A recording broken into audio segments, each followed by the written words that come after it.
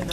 For those that know me through the Bixby Chamber, I'm very involved in the community. I'm very, I will say, we won't talk about it, but I'm politically connected in the community as well. I've been formerly on the Salvation Army Board Advisory Board. I'm very passionate about helping women. I've been in a personal situation myself after 25 years of being married where you have to figure out the plan. Now the plan is how do you take care of those children today. So I've been in the industry in the recruiting world for 30 years. And I'm very passionate about it. I love it. I've helped a lot of people. And I have, when I have those down days, I pull my pick-me-up file, which is pretty large, and I just pick out somebody's name, and I have a telephone number, and usually I can remember who they were, so that's what I do to encourage myself to go on and continue onward and upward with myself. I want to introduce you to also, while I'm sharing a little bit about myself. I've been a former marathon runner, had to give it up many years ago. Was a state champion in running. And the one thing that you probably don't know about me is I've had the ability and the luxury and good fortune to be able to travel in many countries. So I've taken cooking classes in 34 countries. So if you get an invitation to my house, you're going to get some great food. So if you ever get that invitation, and I hope that all of you will sometime, that's my hobby. And then besides that, I have 2 King Charles Cavalier dogs. That's my walking. And I do a little bit of yoga, and I'm a biker. And I had to give up running for biking. And Ed is also going to present with me today. And Ed Heffern, he is a golfer. And his former background is in the Amoco days, and he is a scientist, PhD. And I shared with Crystal earlier today that we're going to put on a seminar that will deal with neuropsychological evaluations for HR professionals, of why we do that. And it will also entail Ed on the resume side. I used to write resumes, don't have time, we're really growing. And I've hired someone in social media, and I've also hired another individual that I'm working with and also on recruiting. So that's a little bit about GKG and our growth. One side note, if you look up on the website, you can write this down on your paper if you wish, www.bestmli.managementleadershipinstitute.org. It's another business that I own in partnership with 2 other chamber members here. One is Innovative Media, which is Kent Claggett from Oklahoma Wesleyan University, and the other one is Cynthia Stewart from Evermore Services. And after about a year and a half of doing some surveys with CEOs, we came up with something that we felt collaboratively together would benefit business owners, entrepreneurs, and June 12th is a date that you won't want to miss. Our speaker at that date is Jim Witt. He is called the Purposeful Provoker. And if you haven't been to a breakfast that you're going to sit on the edge of your seat, you need to hear him. He's helped grow a business here locally within a very short period of time, and I mean 2 years or less, 300%. So that's a little bit about the kind of people that we're presenting. And yes, you have a question already? Can you tell me that website one more time? It's BEST, B-E-S-T, MLI for managementleadershipinstitute.org. And it is first come, first serve. We limit it to 100 people, and that's it. I can share with you that the giveaways right in are fabulous. We give gifts away, and I have a new one for ladies that every lady would love to have, and it's custom pajamas. So I'm going to do a custom pajama giveaway. We have opera tickets, we have golfing, we have many things that we're going to be giving away to CEOs and people that will be there. It's something that if you thought of having your own business, you need to be there. Okay? Before you have an agenda, and I want to start with that agenda. We're going to try to cover as much as possible so that you feel like your hour has been fully power-packed, and it will be. The first thing about the HR side of recruiting I want to share with you is You hear the word in the networking arenas and those the meetings that you go to that you need to have your elevator speech. But if you haven't had the opportunity to tell your story, which needs to be 3 minutes or less, that is like very critical. I have a lot of people that come to me that really don't have a story to tell. So that is one of the first things that I would share with you, that as far as an introduction when you meet someone, that you really need to have a little bit of information. Whether you like golf, whether you have been a marathon runner, whether you're a biker, whatever. And if they've given you their business card, you need to put 2 or 3 things on the back of that business card so that when you re-engage with them, they'll have the opportunity to say, oh yeah, and it sparks their memory. One of the things that, if you've noticed any details on my agenda today, I'm an attention to detail person. I purposely did the date wrong so that you'll catch that, because the attention to detail on resumes is absolutely critical. When you meet someone, it's important that the details that you learn about them on the back of the business card, or when you call them back, if you're doing it that same day, that the details of that communication are essential. The other thing that I did that was different on this agenda is I said lunch over learn. It's really learn over lunch, right? So the details of what you put on paper when you're starting to talk with someone in regard to your resume or to start to introduce yourself, critical. So one of the things under the date, which is incorrect, is be on time. And that is so essential when someone's out there interviewing today. Be on time. 15 minutes ahead of time, not too early. Sit in the parking lot, as an example. Make sure that you see who's coming and going, how they're dressed, a little bit about them. Are they talking on the phone? And you might know someone. Confirm the date, absolutely. Make sure that you know the phone number, and make sure that the email is correct when you meet with someone. Let me interject one thing. Make sure you know where you're going. That sounds trivial, but the day you're going is not the time to find it and go, oh, this is the wrong place. So let's talk real quickly about when we are looking for opportunity, about what I'm seeing and what companies are hiring. A little bit on LinkedIn, social media groups, networking groups, Facebook, all of that. I have companies right now that are just hiring individuals through me that are just looking at your Facebook, they're looking at where you are on the internet, and they're disqualifying you first. And so if you're looking for an opportunity, they want to know, they don't want someone that on their cell phone is, hey, yeah. They want it to be a professional. I'm sorry that you have I'm busy, I'm in a business meeting, please reach me, I'm available, call me back, A very professional type of communication on that business cell. Remember, it is a cell phone that is your business phone first. Your personal, it doesn't work with rock music on it. And people are being eliminated to being interviewed just because of that. On LinkedIn, make sure that what you have on there is exactly, that can speak as well to the transference of a resume, because they're double crossing and double checking with that as well.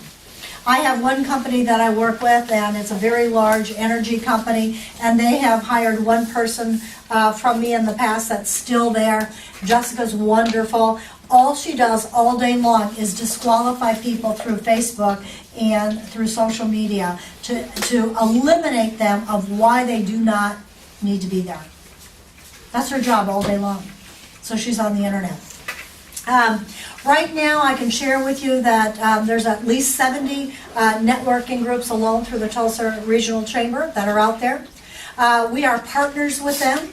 So I think it's really critical that we learn collaboration, and that's a big word, but I think it's really critical also today that we get outside of our box when we start networking. And it is just how deeply you network is another story. Give you an example. Phil Lakin spoke just very recently, and I happened to be at the event because I happened to sponsor it.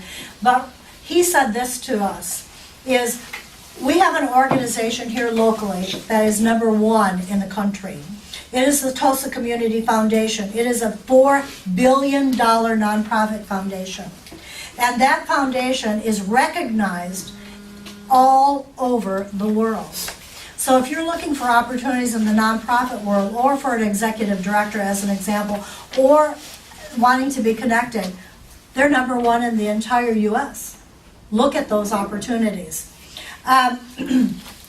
I want to share with you also is that we probably have the statistics for the percentages of unemployment here. It's always been fluctuating between 5 and 6%. It's about 5% right now.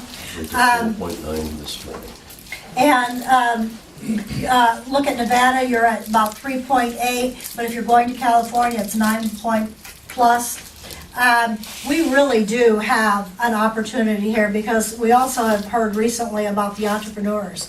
And one of the reasons for the entrepreneurs out there is because we have available funding. We are living in an area that economically is very easy to live in, price-wise, and so therefore the ability to be able to start a company is easier. I want to share a few of the companies. Hold on tight, please. Of companies and cities that are looking for entrepreneurs. And this can be something that you can look at that may be a sponge for you if you're looking for outside interest beyond and to grow your company as well. I'll look for it in just a minute. The other thing I want to share with you, and I will share those cities in just a minute, but there's a reason for the growth. And a lot of it happens to be, #1, that the company, the area like Tampa, Florida, huge area that they're lending money. It may be economically that that's an area where there's just exponential growth. Like, I'll give you an example. Austin, Texas, big on technology right now. Well, first of all, everybody wants to live there. Easy to be an entrepreneur, fairly good cost of living. But banks in certain areas of the country are offering opportunities. The other thing that I want to share with you also is, let's talk a little bit about who's driving some of this stuff on the entrepreneurial side. I just attended National Association of Women Business Owners, and I can share with you that in Oklahoma, that event about 6-8 weeks ago were 4,000 women. A year ago, it was less than 600. And so someone that sold their business in the energy industry gave the money to OSU, and now we have this great big wonderful event that's being sponsored, and it's being held in Oklahoma City every year. The Riata Energy Company sold to Sandridge, and Sandridge, and the gal said, what do we do with this money? And so they started this entrepreneurial effort for women. So the ability to get funds today as a woman entrepreneur are absolutely huge. A little different twist than what maybe you may be thinking of, hey, I'm just kind of wanting information on how to get a job. But those are people that are looking. Individuals today that have a college degree, I can share with you that I was last week, Saturday, went over to OU, and there's people just hanging out that are looking for opportunities. And right now, people that are doing, I'll give you an example, MLM or have small businesses, there's people with professional degrees that can't find jobs. It's just, and I'm getting them regularly. I probably get 10, 15 really excellent 3.5 degreed individuals from all over every single day. Let's talk a little bit about referrals. We're all on social media. We all can go into groups of our industry. And say as an example, Crystal, she's on Chambers. There's websites that you can go just for chamber work. There's industries that I can go in as an HR professional. I can go through the SHRM, SHRM. I can go through TARA, Tulsa Area Human Resource Association. They actually post jobs. We can go through Tulsa World, they post jobs. You can go through Denise Reed through the Tulsa Resource Camp, they post jobs. We have jobs as a recruiter, and Ed will share a little bit about that later, that you'll never hear about because they go so quickly. It's kind of like first come, first serve, boom, next. So, the other thing that I want to share on the referral side is a lot of people say, oh, Gloria's a master networker. That's really my business, is that there's not a person that I don't know. And I usually embarrass my husband quite a few times, but I'll go to a bank or I'll be at something and I'll just go up to the person and say, oh, hi, how are you? What do you do? That's my big opener. Hi, how are you? And I look him straight in the face and I said, what do you do? And that's how I met Verl. And Verl and I have had many opportunities to be, at Panera and continue that conversation and that relationship. But you need to get to know what they do to develop those relationships. When I'm looking at placing an opportunity in my field, I'm usually 4 to 6 deep before I get to the person that I really need to. Right now, average, in the statistics that I just did, I went to 6 companies before I came here. And I asked all 6 companies, what are you really looking for? And one of the things was professional image. The other one was, I do not want them to ever look at a cell phone. They're bringing cell phones in, they're putting them in their purse, they're ringing. I don't want to see it ever again. The other thing that they're looking for is not just skills, it's the ability to sell themselves, even though when they have a scale of 1 to 10, maybe you can sell yourself because you've got 8. What can you do to sell yourself? And I have individuals that come in and say, I don't know how to do that. We're going to help you with that today. You've all heard the book, Think and Grow Rich. We can lead by example. We can be motivated. We can be inspired. We can be coached. We can have vision. We can win at what we do. We can mentor with someone. And we can have teamwork. And that's what Henry Ford said. What would happen is everything was taken away today. He said in 5 years or less, I would have all those type of people around me and I can do the same thing I've done today. Interesting, huh? One of the things that I can share with you today, and what has helped me in my business, is you need to have a mentor. It's an individual that is better than yourself, that you feel today is unapproachable. And you sit with them for coffee and you ask them this, as I move up my career, would you help me with some of the questions that I'm going to have? This may be a 1 to 2 to 3 year relationship, it may be longer. I have 10 of those people that I talk to, like this morning for breakfast, an individual that was a CFO, because I want to know on the financial side if what I'm doing as I'm growing, if I'm where I should be. And so that constructive advice is awesome. And if we don't have that mentor, or many of them, we're doing a disservice to ourselves. In most cases, I will say, it is not your spouse. Unfortunately. Excuse me. Gloria? Yes. I've been seeking out a mentor for a while, and it's interesting because there's not too many people I really listen to and really heart. So it takes a while for me to qualify that person to know that, hey, this is someone going to the direction that I'm looking at, that I could actually listen and do what they suggest. And I find myself, when I get to that part, that they disqualify themselves. And they're like, no, you have it together, or they're scared of the vision, and so they're not as big thinkers as I thought, they're local level, So my challenge is, even in that, is where do you go to find these people who are willing to invest time to do that and won't disqualify themselves? Number 1, put the parameters on the time. Always, when you're meeting with someone for coffee, say, well, I only need 45 minutes. If it's a half an hour, if it's an hour, if it's in the more AMs or PMs, you need to ask them what is more sufficient for their time. I usually do mornings at 7:30 to 8:30, no more than that. Never do I take a CEO's time beyond an hour, unless I have a set appointment. When you're finding a mentor, you need to interview that person. The process for the interview is because they know more than you do to get you to that level. If you're having a hard time in your business on the financial side, who are you seeking that you can think of in your mind that you would respect? And you may have to interview 5, 10, 15 people before you get there. Wonderful. I never Okay. thought to interview. Yeah, That's great. you're going to actually interview them. Let me give you an example, this is off the top of my head.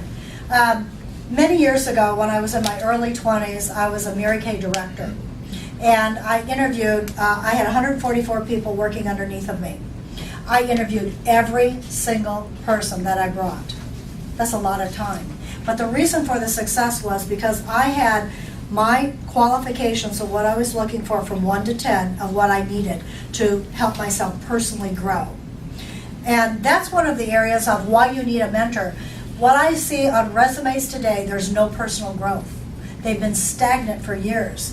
Companies don't want those type of employees. They want someone who can give them the idea to bring more to the bottom line of why they're going to pay for you as an employee.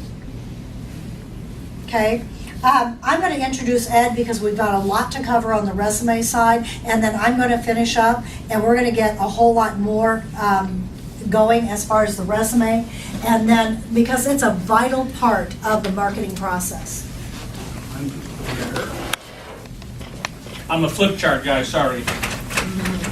Old school, we love it. I can tell you, there's 2 truisms I know about the kind of work I do, writing resumes and training people. Almost everyone thinks that they can write their resume, and that's false. And almost everyone thinks they're a great interviewer, and that's double false. I was raised in Chicago, went to Farragut High School. The 2 most famous people from Farragut High School were Kim Novak, which the younger people don't know who that is, and Kevin Garnett, the Center for Boston. I was blue collar raised. My dad was a truck driver. My mom did a little hairdressing thing in the basement. When I wanted to go to college, and I'm bringing college in on purpose here because there was an interesting thing in there. When I wanted to go to college, I wanted to be a nuclear physicist. That was really big back then. The problem is I took my first class in physics and I decided I didn't want to be a nuclear physicist. So my choices were I could be a mathematician and teach, or I could be a chemist and do stuff. And I said, I think I'll be a chemist. The interesting thing is my college was North Central College, 600 students in Naperville, Illinois. And there is someone in this room who went to North Central College besides me. She did. Never knew her. And 600 students outside of Chicago, we go to the same school. It just blew me away. Wow. Okay, I finished college. I went to Illinois Institute of Technology, got my PhD in chemistry. The reason I'm mentioning that is, if you think of Chicago, you think of the White Sox and the Cubs. Southsiders are White Sox fans. Northsiders are Cubs fans. I hate the Cubs. But look at it this way. OU and OSU on steroids. That's the way people think about each team in Chicago. And I was right across the street from Comiskey Park. And so, beginning of the baseball season, we go out there and freeze our butts off and drink beer in the bleachers and watch the Sox play. It was pretty cool. Gloria mentioned MLI. They did an interesting thing. They passed a card out on the table and they said, tell us of the biggest risk you've taken in business. And I thought, now that's really interesting. Here's a guy, he's a PhD chemist writing resumes and training people. That was a huge risk. When I left Amoco in 1997, I didn't know what I was going to do. And I ended up running into a guy named Bob Costello, who some of you may know, who unfortunately passed away not too long ago. And he had an outplacement group, MVC and Associates, and he taught me the business. He said, I'll teach you how to interview, I'll teach you how to write resumes, how to train people. And I worked for him I contracted in for 15 years for him. After he died, it turned out about a year ago, Gloria called me up and said, I'm getting back in the recruiting business. Would you like to do my resumes? And I said, yes, I'd love to do that. So that's how we got connected. You heard her talk about the competition for jobs. A job search is a competition. You have to look at it like that. We all started at some baseline, and the person that says, I can write my own resume, probably moves up this much. Person that has it done professionally by me or someone else, I'm not the end-all be-all, you're gonna get a much better resume, and I see it all the time. So you've already got a head start, but that's not where it ends.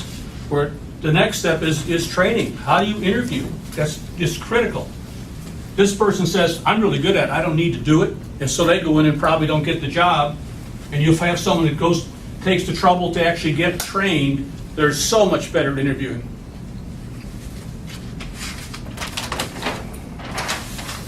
Okay, I know we have one resume for sure.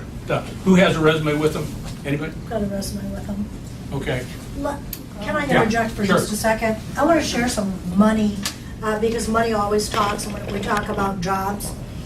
A bachelor's degree earns an average of $51,206 a year in this area. In this area. No high school degree, $21,000. Now, think of the 401k that you don't have, the difference. Associate's degree, $37,000. With an advanced degree, $74,602.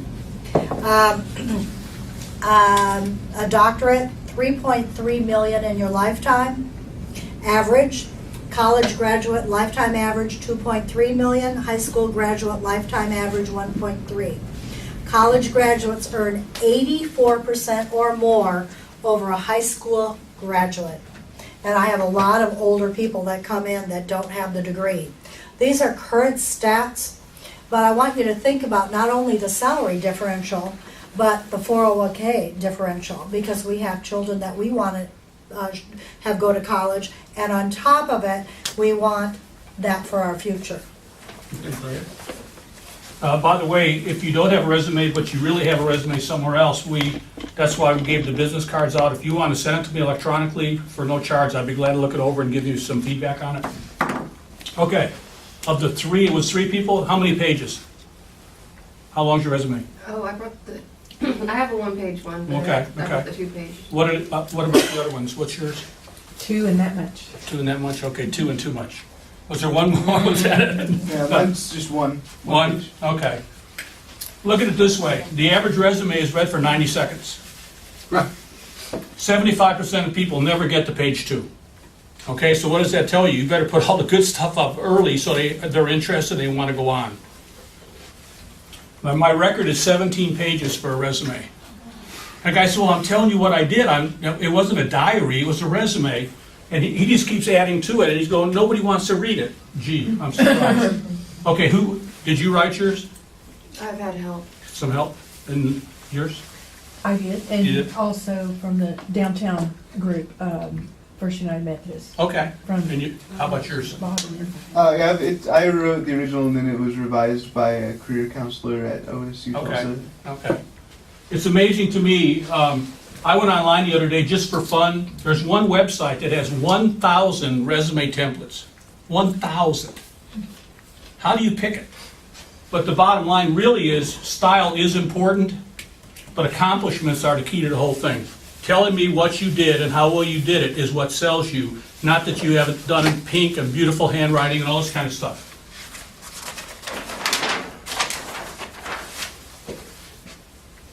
It's always interesting to me, people go out, I play a lot of golf, unfortunately. People go out and spend $500 for a new driver, or a couple go out and spend several $100s in mahoganies for dinner, or tickets at the BOK, and they will not spend $200 or $300 to get a professional resume, when it is the most important document you have when you're interviewing. It is the most important document. And people go, nah, I really don't need that, I can do it myself. If you believe that that is really true, get one. And my latest tally is I'm up over 500 that I've done. And again, interrupt me anytime you like it. Okay, what I hear from people is tell me about yourself. I'm real good and I work real hard. And believe it or not, that usually doesn't get them an interview. What I always say to these people is, and that's okay because they don't know where we're going, but what I say to that is prove it. Prove how hard you work and prove why you're real good. Don't just say it, and that's what you want to do in a resume, is you want to prove that you've got the stuff that they want to hire. My resumes are accomplishment driven, An accomplishment is 3 or 4 lines that says, what was the situation I was in, what action did I take, and what was the result.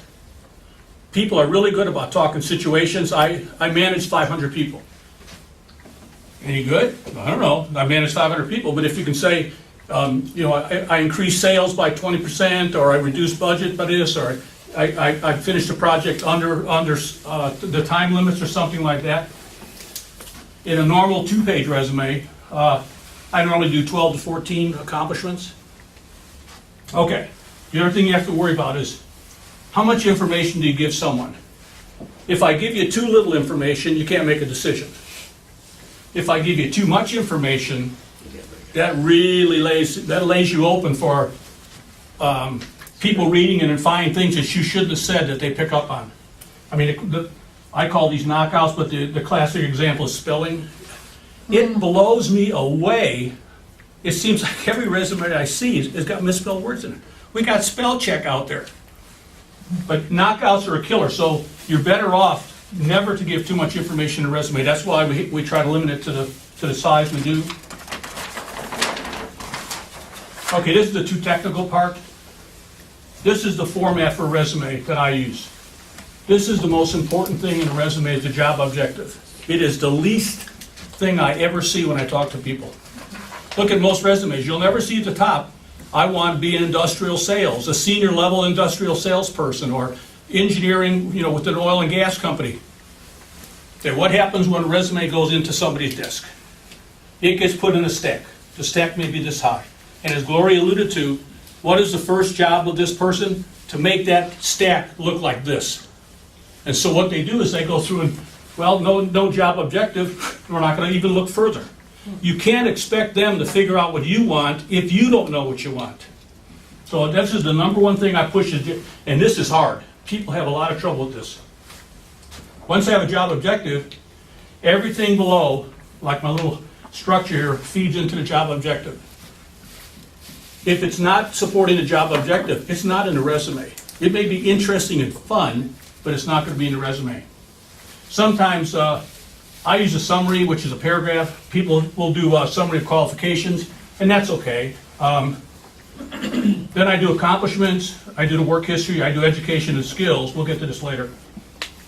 There's 2 kinds of resumes, which is the too technical part. This is called a functional resume. It says, it pushes skills first. What skills are I bringing to the table, which I believe companies are hiring. This is called a chronological, and in a chronological, you've probably seen this, it's, I worked this job and I did this, I worked this job and I did that. And that's okay. There's some industries that works fine. I think this is a better way to present things, but yes. When you're doing your resume, when you're really stuck, the first thing that I share in the interview process, when someone comes into my office, and 90% of the resumes that I look at are very average at best. I say put a cross on a piece of empty paper. On the left-hand side, 20 qualities or talents about yourself that are unique, that are your top experience and expertise about you. On the right-hand side, over here, 3 negatives about yourself. We don't dwell on them, but we need them. Over here, what the interviewer will say to you, what you will say to the interviewee. Okay? That will get you started and help. Yeah, good point. Okay, I see a lot of personal stuff in resumes. I do not believe you have to put personal things in a resume. In fact, when I used to train, one of my favorite deal with a large group was we go through all this, I go, and now, what are we going to put for personal section? And people go, oh, I'm a great golfer, I've got a 4 handicap, or I'm a deacon in the church, or I like to sail. I mean, all these different things, and they put it down, they thought that was really interesting, and I'd come back and say, well, if you're a really good golfer, you're spending too darn much time on a golf course. Mm-hmm. If you're a deacon in a church, you're probably spending too much time at church, you're not working for me. If you sail, you leave on Friday, and you come back on Monday, and you got to tell everybody how great the wind was all weekend. So you have to be careful how it's read and what they see. So I never do personal stuff. But when you go into the interview, you can talk about it because you can defend it then. Otherwise, you're having someone make a value judgment as to what you're saying and how they perceive it. Yes, Gloria. However, if you do have things that are additions under education, like awards, accomplishments, recognition. And I was Salesman of the Year, I received da-da-da-da-da, or whatever. That's different than when I have the girl that says, well, I like to dance on the weekends. And I've had it on a $90,000 resume that she was receiving that kind of income from an engineering position, and that's what she had on the bottom. I said, are you kidding me? So you get everything. But see, the recognition she's talking about, that's part of your accomplishment. That's a result. I got a promotion, I got a big award, I got, whatever. That's saying I really did a good job and someone else acknowledged it, not just myself. Okay, anything on the resume part? I'm gonna talk training just a short period. Yeah, I have a question. Yeah, The job objective, I thought that was good for the cover page. You should have a paragraph with the job objective. I don't have any also, cover or- pages. No cover pages. I don't. No. 99% of people in this city will not look at a cover page.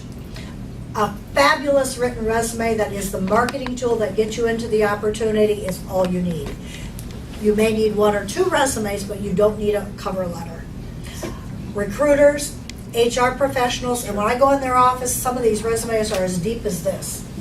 So you're saying one paragraph for what you're looking for, and then one paragraph saying why you're qualified, and then I'm not saying one paragraph, I'm saying one line. one line. And that's the hard part, and well, I'll talk, in my very last slide, I'll talk about the process of how I actually write, not how I write it, how I deal with the clients, and it'll make more sense. Okay, training, I'm just gonna, yes. Just- I I'm was sorry. just gonna say something about, like when I ask for something, I do request a cover letter, and it's not so much for your synopsis, it's for me to see how you actually write. So that's that's one of my qualifications, because then I can know if I'm even gonna look at it or not. But I'm kind of off and on in cover but it's letters, not, I don't necessarily like, agree usually only totally if with it's her. emailed. Only if it's emailed. But a lot of times you're responding to an ad or something, a lot of times the cover letter isn't to sell you as much as to say I'm responding to what, Yep. so they know where you're coming from. But I mean, I agree, the cover letter is a very minor part, Yeah. it's the resume that does it. I would request a cover letter after you see the resume in a second interview, or after the first telephone conversation. That's what I would, because you narrowed it down. That's how I would do it. See, we just have to do so much email. That's my number one thing. So that's my Everybody's disqualification.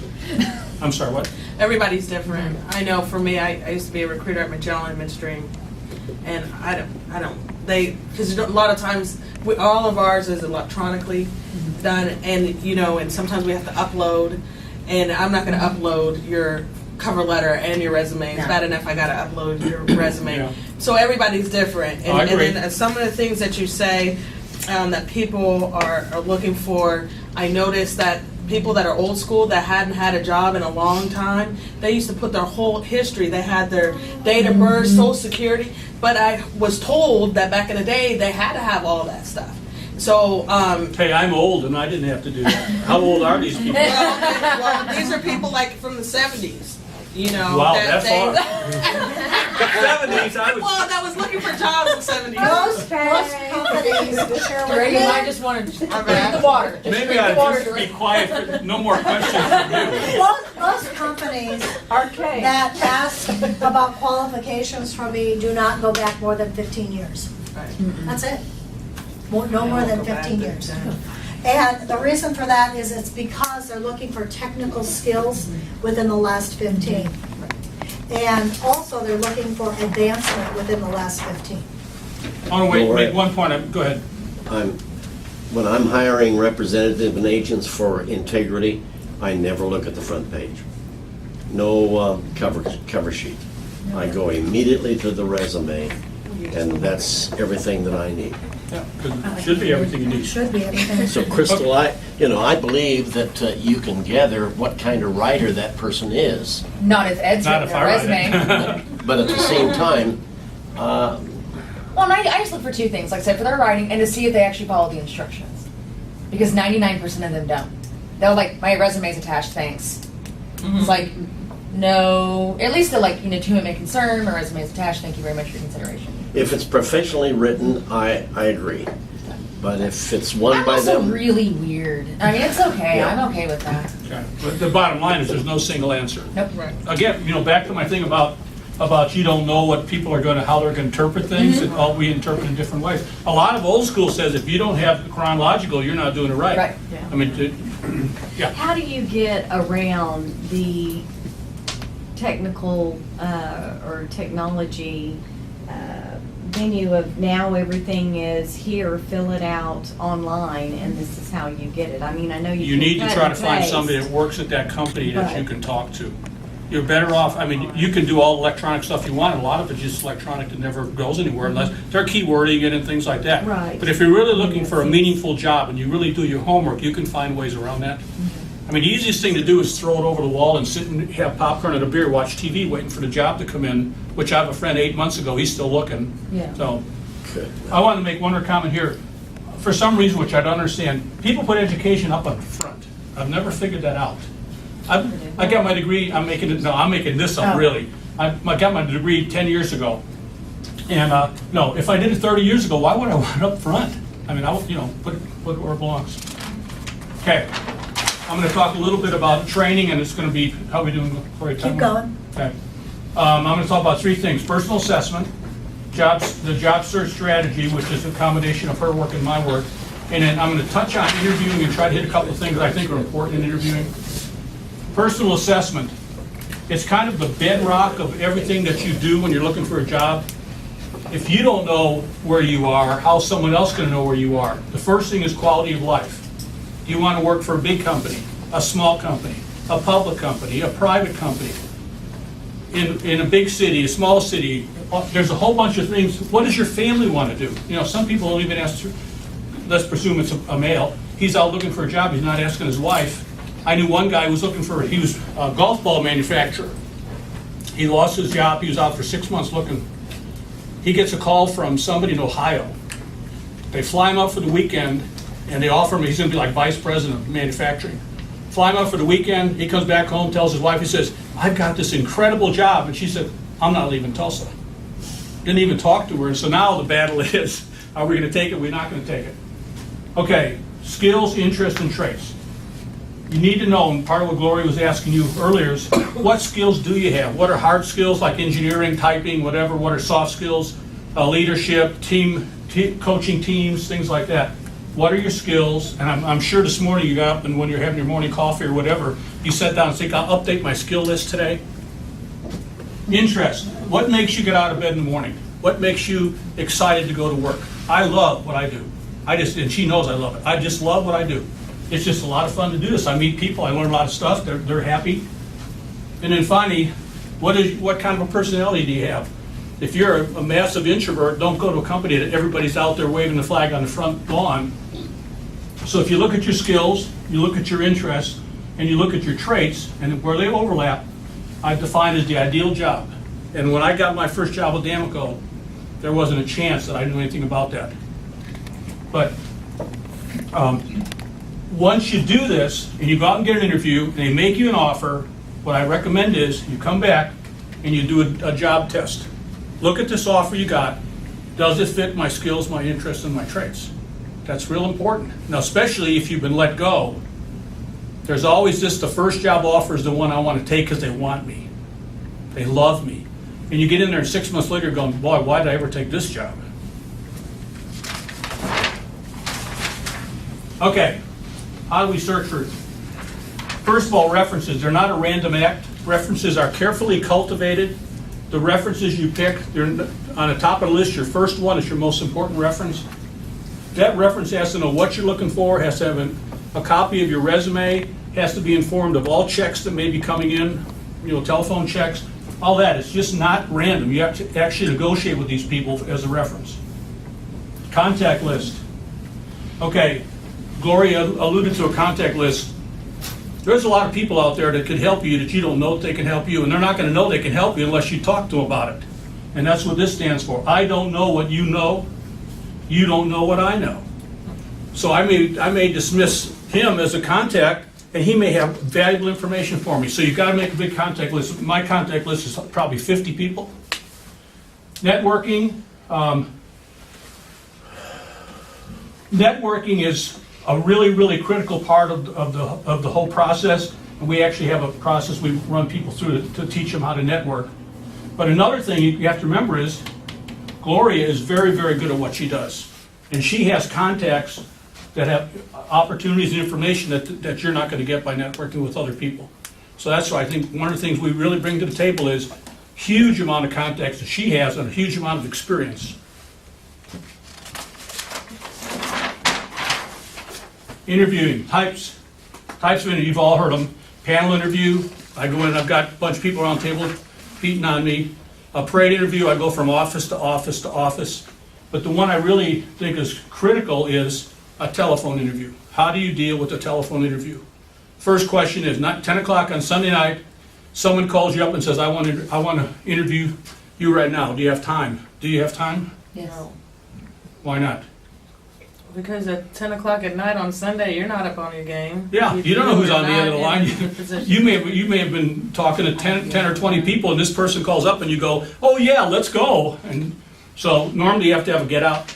Well, I was just running over to this, my wife sent me out on this mission, I'm just going off to run an errand, can I call you back, or can you call me back in 30 minutes? You go back, look at your records, find out what you know about this company and this person, and then you're prepared to take it.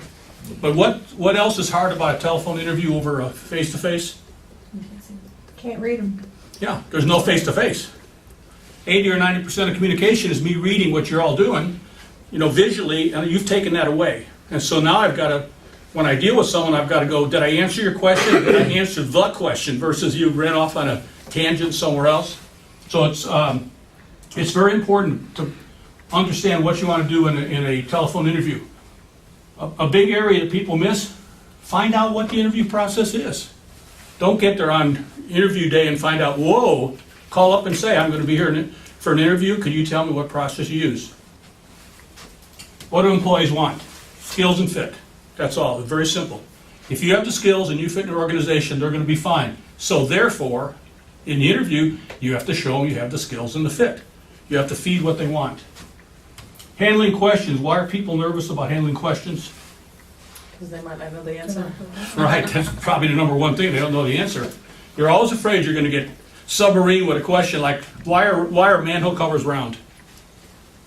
Seriously, that's an interview question. Why are they round? You know the answer, tell me. Because they're round. That's true. But what I always tell clients is, what is the real question there? I don't care why they're round. I know it's good. They can't fall in the hole. That's why they're round. The real question is, how do you answer a question that catches you off balance? Just caught on. And you could actually say, I don't know. It's okay. 50% rule. In an interview, you should be talking 50% of the time. If you're listening through the whole interview, they don't know anything about you. And if you're talking the whole interview, they probably know more than they want to know about you. So the kind of rule of thumb is a 50% rule. Can we stop there just Sure. a second? When you're in front of someone and you're interviewing, it's okay to ask questions like this. How long has the position been open? Tell me, Gloria, what you like best about the company and how long have you been here? What special projects in the next 3 months would I be working on? Who would I be working with? How much travel would I be doing? You're actually getting married to that company if you say yes to that company. You know about the dating process when you dated someone. You were kind of feeling the situation out. No one said you had to marry it. But this is a practice set, as I call it, to determine whether you really want that company. And as you come to me and say, that's it, I want that job. I know you want that job. And so I love those candidates that chase me because I know that they're after what I want to give them. Okay, she's talking about this list of questions. My favorite question in the world is, and write this down, what is it like to work here for a week? Ask everybody you meet in the place that you're interviewing, what is it like to work here for a week? Then you go back and look, and the president says, man, we come in on Monday morning, everything is organized, we just roll through the week, and we all go home on Friday, and the shop floor says, my God, it's assholes and elbows, and we can't get the work done. And the point is, you can kind of sift through all this stuff and see if you really like the company. Okay, dollars. There's two suicide questions in an interview. One is, how much do you want? How much money do you want? If you say that too early, the interview's probably over, because the chance that you're gonna guess what they wanna offer is pretty slim. One great advantage we have here is Gloria. If you use her services, she's doing all the money stuff, and you're not having to worry about that. You can worry about selling yourself, and she handles that part of it. It makes You are it the a lot swan easier. and I am the goat. It's fine. I have a question. Yeah. Just would like to know, my background, I was in the military for almost 13 years, and I cannot stand a weak leader. So how do you, in a nice way, without making them feel on Front Street when you are able to ask a question, what's a great way to craft that question, and what type of leadership style they have without them feeling kind of... Ask it about someone else in the company, and then say, do you like how they lead the company? Ask it directly. You're kind of about the dancing CEO? around and getting it from the back. Don't dance around it, Yeah, because, that's... otherwise you'll be that's part- miserable 6 months later. And I know we know this in HR, that most of the reason why people leave is because of the leadership. That's correct. And so it's like, how do you incorporate that in the initial interview to have a feel of what that leadership I'll give you another one. I would say, I'm being interviewed. I normally work for a certain type of leader. How would that fit in this company? So you're not hitting him at all, Right. but you're saying, this is what I want, and to see what he says, this is what you'll get, or he may dance around it too. A long time ago, what was the name of that company? Never mind. Okay, so that's a big deal. Gloria's really good at this too. The second suicide question is, tell me about yourself. She said at the beginning, I call it the 2-minute drill. If you're not ready to tell yourself, talk about yourself, it's not the time to figure it out. So what I do is, I have people sit down. I mean, mine starts out, I was raised on the south side of Chicago. I already told you, my dad was a truck driver, my mother was a hairdresser, I was the first to go to college. I go right down this whole thing, get into my successes in business. So I go down through the whole thing. So when I used to run classes, fairly large classes, I would have Gloria write it. Write your 2-minute drill. And you write your 2-minute drill. We'd come in class, we'd all read them. And I said, I'm going to time them, okay? And so we'd be going, well, the record on that one is 16 minutes. The guy's still reading. A 2-minute drill is now 16 minutes long. Wow. And I said, and you can see the people around the table are doing, oh God, is that ever going to end? And so I go, time out, your time's up. Really?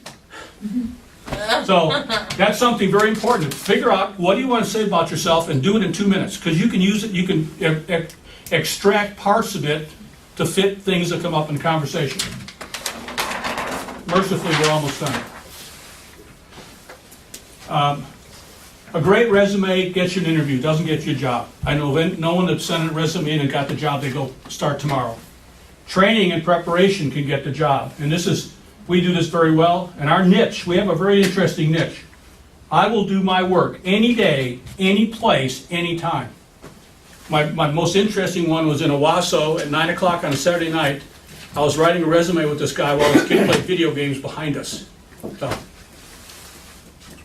I want to do one more. Are we okay? Yeah, keep going.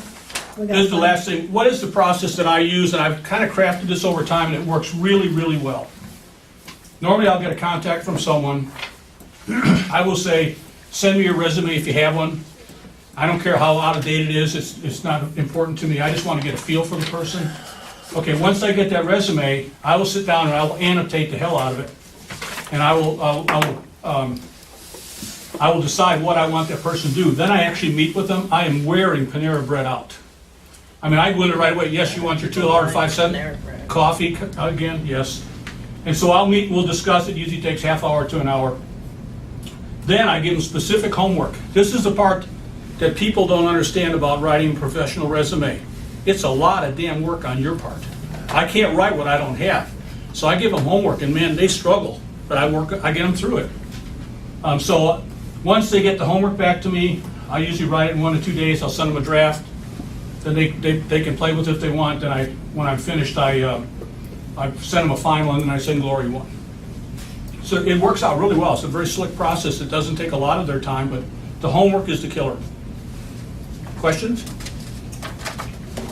Any questions on what Ed does? 30 to 40% of all the resumes that the average candidate will short sell themselves on paper without Ed's process by 30 to 40%. And what that in turn means is that you're short selling yourself with dollars in your pocket. And that's what we do. I consider myself a search strategist, and what that means is I search the market. Let me share with you a little bit about that. I have a DER engineer. What that is that's an engineer that makes sure that the airplane parts are perfect, so that because of federal regulations, that airplane, it can now legitimately go up in the air. Okay? And he says to me, Gloria, I'm looking for an opportunity. Okay? I got him the opportunity. He's in the interview process, and the day before, he goes, that's 22 minutes across town compared to my 10 minutes from my house before. I'm like, really? I'm like, what's that all about? So you would be shocked at very highly educated people how I have to transform their head to say, because he's got in his head how much more money it's going to cost him for his gas. But he wants a job, so I've got to get the stinking thinking out of his head. That happens more times than not. And that's why a lot of people don't have opportunities. Because they are still in the box. They don't think bigger. And companies are now thinking globally. Talked to a guy yesterday that's an HR professional that called me. He said, Gloria, I have opportunities in India, Thailand. I have an opportunity in Dallas, Texas for my company, and in Singapore. Who do you know that can speak one of those languages that's an engineer? And if you have it, I'd like to see it. I happen to have that. So we are working outside of this region, outside of this market. And there are companies that are calling us because of the kind of people that we've placed. Let me share a few other things, unless you have questions on anything that Ed or I have discussed so far. Anything? I told you about the cities, about the entrepreneurs. I am, in my heart, a true entrepreneur. I've had 5 businesses. All 4 previously I've sold and made money. And I would not ever put my hard work into something unless it's productive and also makes me money. That's just the facts of life, right? Because we all have to survive. But I told you about Tulsa being the top spot because of the C&I loans, the low cost of living, the low unemployment rate. We are recognized #1. So if you have an idea, and I'm going to share one with you that she was in my office yesterday, and I'm going to use her through another part of one of my businesses. You know about Christner Trucking. You've heard that name in town. Julie Christner was previously with a company where she made $1 million. And she shared this information with me yesterday. She has now created a company called Juju Jams. And the reason why I'm giving away custom pajamas is because that's what Juju Jams is. She realized that women were looking to be able to go and cover up their swimsuit, go to the store and still look good, have the capris, the long pants, the shorts, or wear them as pajamas. Because we are in the fast race. But we still want to look good, right? All of us want to look good. You can put jewelry with it, no jewelry with it, put your hair up, put your hair down, and you still look good. And that's what Juju Jams is. And I said, how'd you think of the idea? She goes, I was making the bed one day, and she said, you know what? Women need to look good in their bras, they need to look good in their pajamas, they need to look good at all times. I got an idea.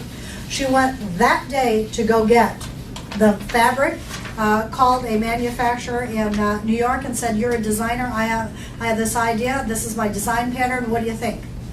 It cost her a little bit of money, brought it back to Tulsa, and she said, I'm manufacturing them today. I am 8 weeks to 3 months out with product, and it's going gangbusters. An idea. I share that with you because I think it's phenomenal, because I love to see women survive, and men too that come to me, and I get them connected. If you connect with me through my email, like I did today, I had a guy that called, that after this breakfast called me right as I walked in the door, and he goes, Gloria, you know. And I said, yes, here's 3 names. I love that. Second city we talked about was Tampa, Florida, as far as entrepreneurs. Loans aplenty. It's the cigar city, and it's growing no different than what Tulsa is. If you're doing business, this might be areas that you might be looking at, because the entrepreneurs, they're also looking at Tulsa. And I've been told this. Atlanta, Georgia is the next entrepreneurial city. Raleigh, North Carolina. Oklahoma City, Oklahoma is #5. We still rank #1 over them, don't you? We love it. Seattle, is the collaboration city, and the reason why, because it's Emerald Green City, it's Starbucks world, and there's more entrepreneurs that go there after college than anyone in any other Texas. I talked about that. I want to share a real quick story about the Austin, Texas one. That's where my daughter went to school, but it's really fascinating. If you've never been there, you need to go visit. I had Gail about 6 months ago call me, and she said, Gloria, I was told I should talk with you. I said, okay, fine. She said, this is what I do. I was in Tulsa, Oklahoma, and I sell sample boutique, those little baskets that are in the bathroom of great little product. And we have over $4 million of that out in, and I just happened to start it, but I have it labeled under my name. But we're going to start in and move it from Tulsa to Austin. And I said, well, why is that? She goes, number one, technology, but number two, there's music here, there's this there, there's food here, and I feel like that's an area where I want to expand into, so I'm going to kind of move, maybe check out both cities. She is, from this day on, and I just talked with her, she's one of the 5 that I connected with prior to doing this because I wanted to see how she was doing. She has doubled in the 1 year. When we say the economy's down, she's at $8 million today. $8 million. The gal that does the shoe pedals, you know, for our shoes when we wear the heels, she had no college education. She had no high school education. She was out of New York. What she did is she had 2 siblings. Her parents deceased in a car accident. She just sold the company for $14 million. One idea. She was on a vacation and she said, you know, my feet hurt. I want to look good. I've got my shoes on. I can't take these shoes off. What can I do? She put an insert in the shoe and she said, you know what? I need to market these to women. And she did. And the only person that would support her is a gentleman that was Spanish because she was Puerto Rican. He said, she'll never make it because you don't have any education. And she proved him wrong. Omaha, Nebraska, lowest unemployment in the country. And then, of course, our famous with oil and gas, Houston, Texas. One of the biggest places for entrepreneurs simply because there's so much money there, and no different than Tulsa, Oklahoma. I hear it every single day that people call me say, we've got money in Tulsa. So there's opportunity here, there's jobs here, and we're busier than we've ever been as a company. Whether it be on the nonprofit side or whatever. Our average, or internal average, is 38 to 42% from where you presently are in salary. I just placed in this city $100,000 executive assistant. They're out there. So, if I can help you, number one, I pay referral fees. They're $500 or $1,000. If you don't think that a marketing $300 to $500 or $200 to $500 resume is not going to get you the better opportunity, I will guarantee you every single time it will. We've proven it. We've done it with the neuropsychological, that works. I provide that to my client as part of my fee. So that number one, they know what they're getting on paper, but they also know what they're getting by testing. On the personality side, you can have 125 IQ, 130, 138 IQ. That's the personality side, but on the cognitive thinking, if you truly want a leader, and you've talked about that, I can prove it. We now have stats. It's not the Myers-Briggs, it's not the Strong test. It is a custom program that we've put together. My husband's a neurologist. We put this all 3 together, and we've worked on it for the last year with an oil and gas company, and we've proved it works. So we know what we can give you as a company. Any questions? We hope that your hour has been beneficial. We have a few minutes left. Do you have any questions of Ed? Are we going to give him the test? We have a 25-question test. No, we're not doing that this week. As you can tell, we have a blast. We love what we do.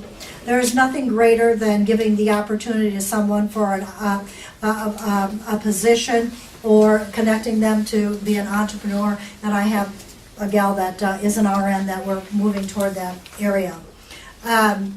Is the opportunity that they can now have the car that they haven't had, or the vacation, or their kids going to a different school, or it's a private school, or that they can do something that they weren't able to do before because they didn't have the funds. That is our goal. I am a mediator, a transition person to get you there. That's all I am. Once I'm out of that, I would love to continue that relationship.